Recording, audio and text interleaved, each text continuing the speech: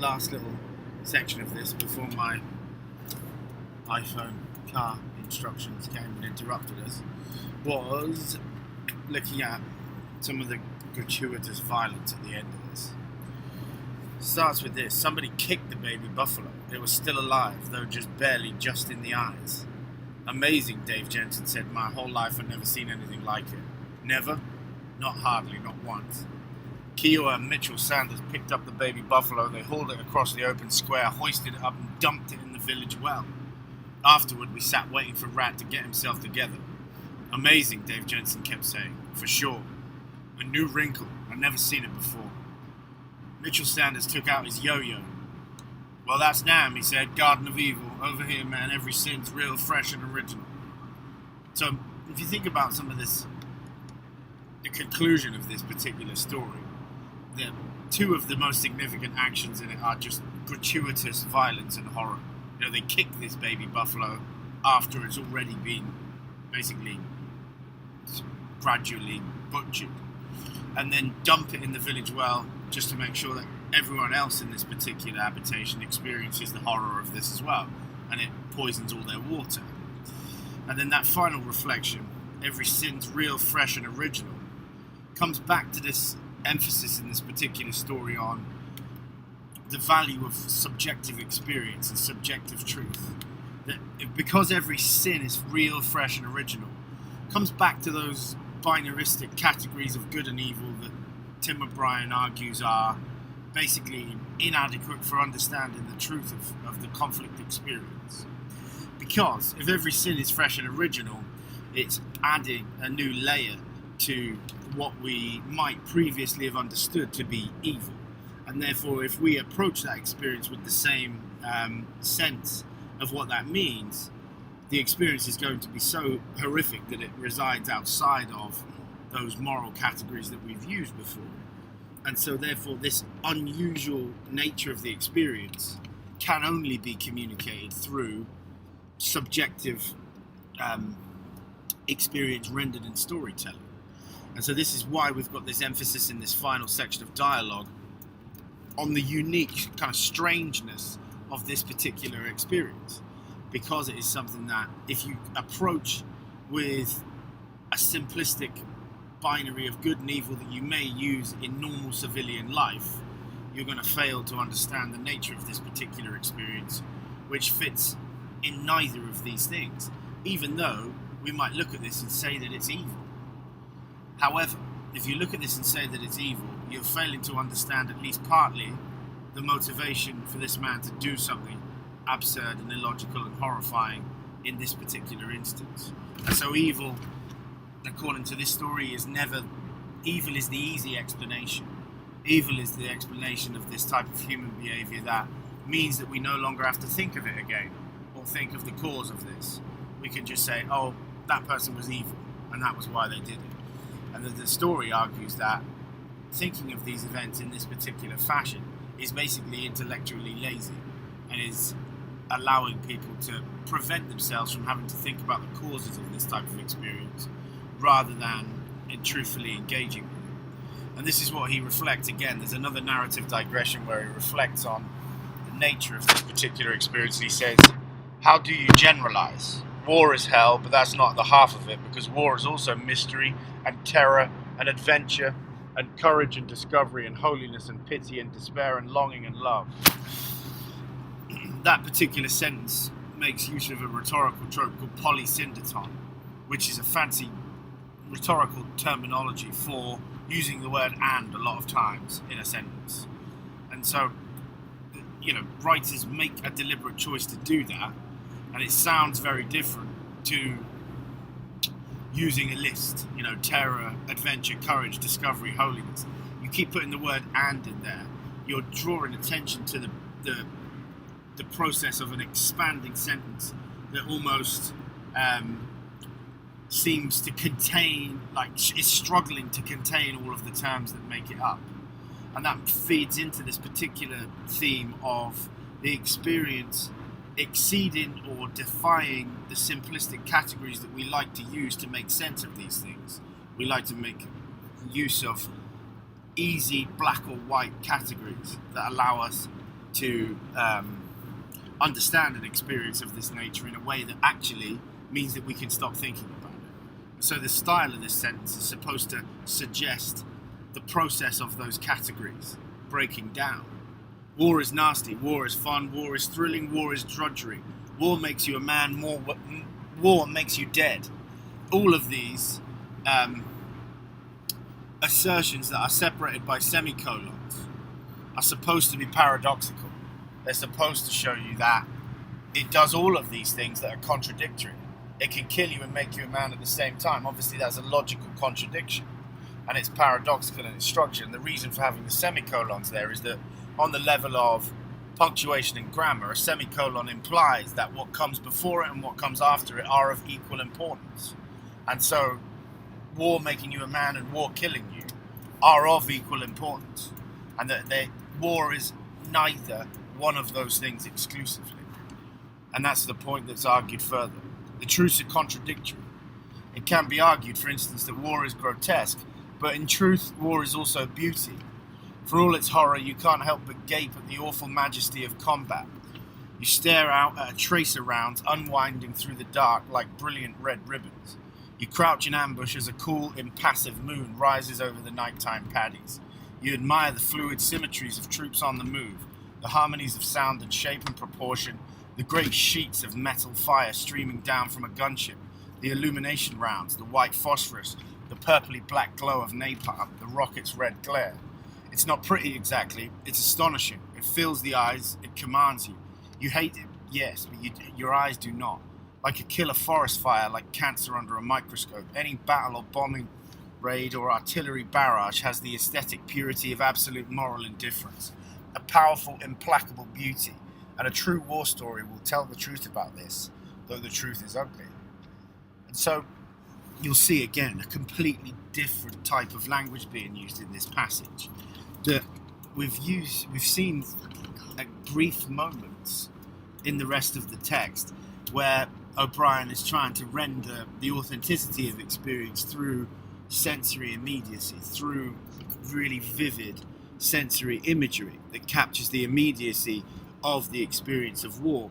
And that's the general feeling of this type of language, is that it's grounded in actual concrete objective experience when you hear it. But again, there is this sort of impressionistic quality to this language that gives us a sense of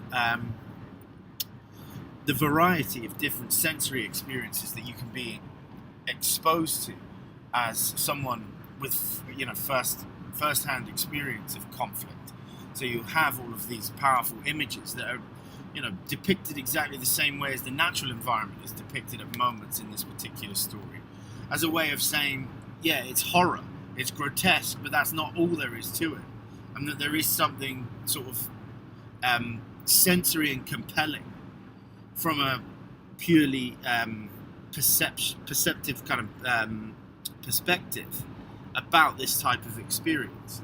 And that's what I think O'Brien means when he says you hate it but your eyes do not.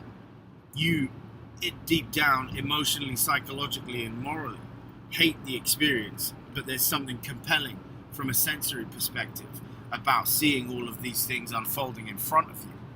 And this is his final statement, that it has the aesthetic purity of absolute moral indifference.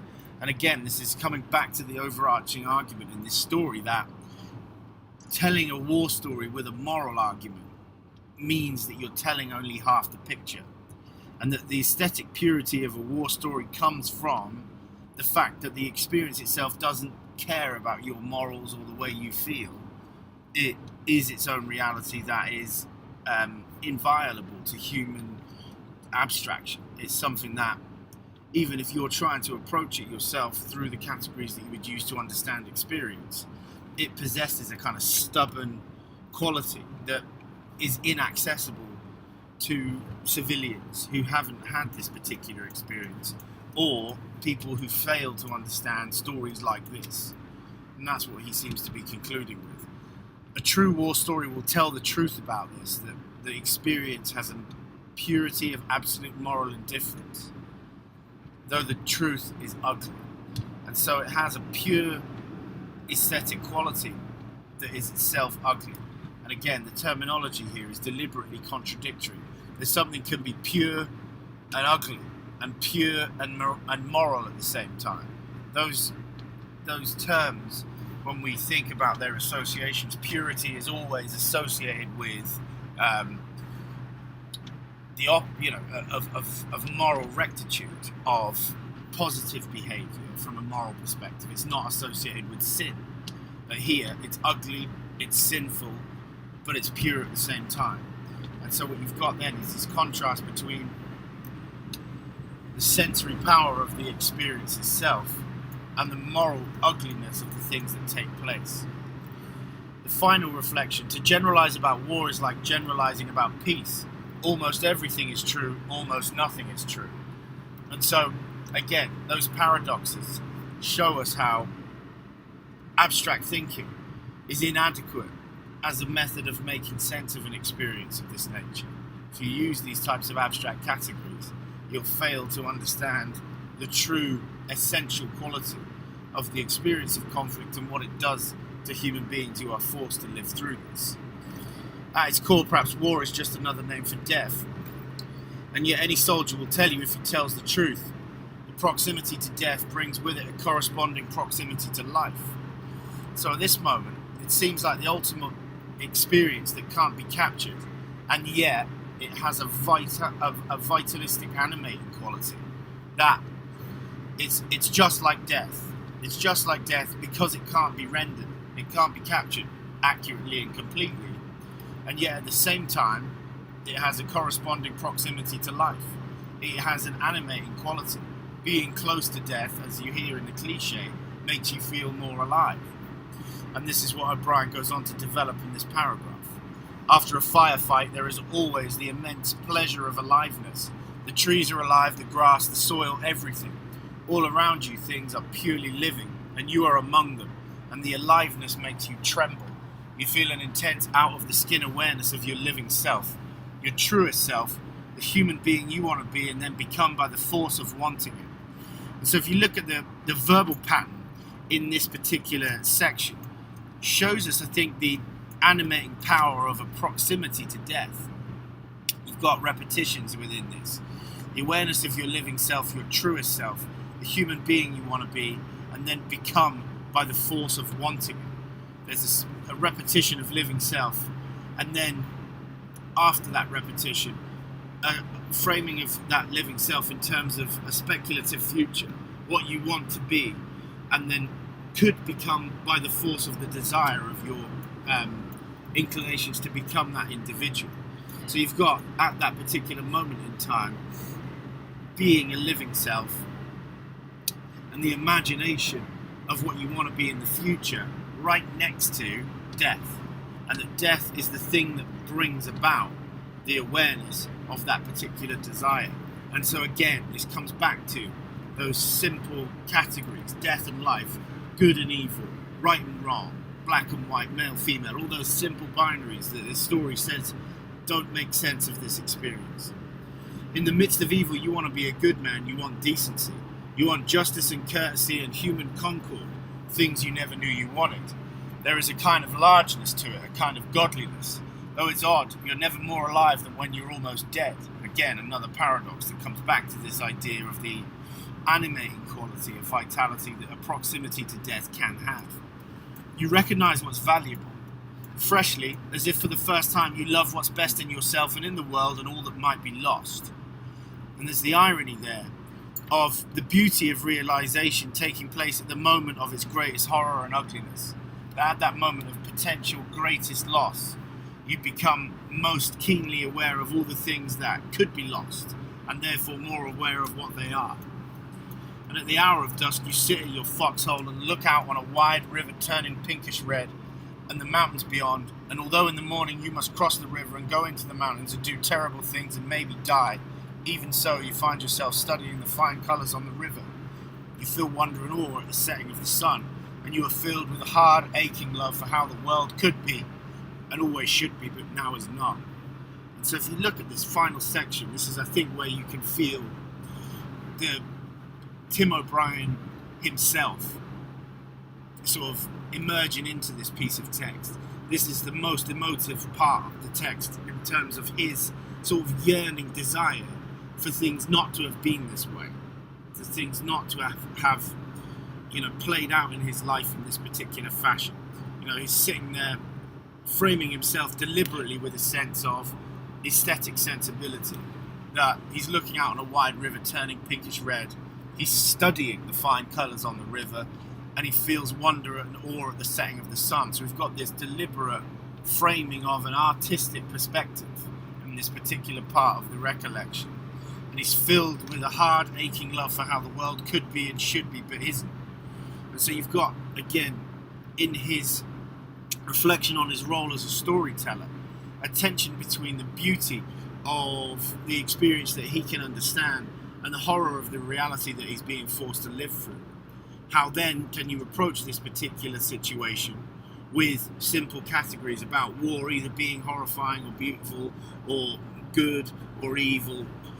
Those things don't make sense. And this particular personal anecdote that comes, I think, directly from the writer himself is a way of showing us that someone with an artistic sensibility can find something in the experience of conflict that motivates them and keeps them sort of animated and engaged, and yet at the same time only brings about a stronger awareness of everything in the world that is wrong and that is immoral and horrifying. But the contradiction in those two things is the key point of this particular text, that you can't make sense of it with one half of that particular dilemma. You can only make sense of it by trying to communicate the subjective experience of this particular moment and all of its ambiguous moral complexity.